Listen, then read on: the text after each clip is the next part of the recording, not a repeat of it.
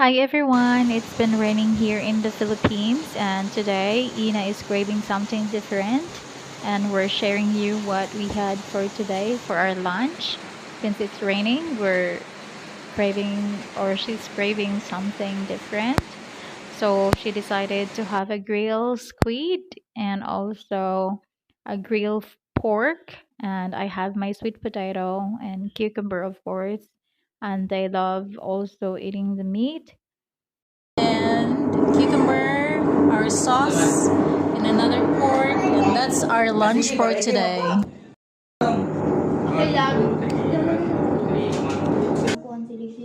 Unsa na ti tupad?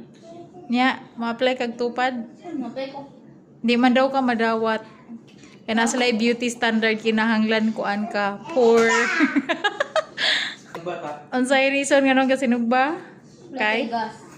Di ka afford og gasol. Hindi daw ka afford the gasol mo nang gaoling. Oh, gabi ra may tagal sinugba. Wala tay gasol.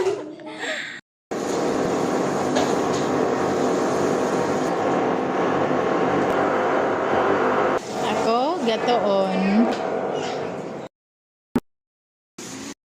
Ganun.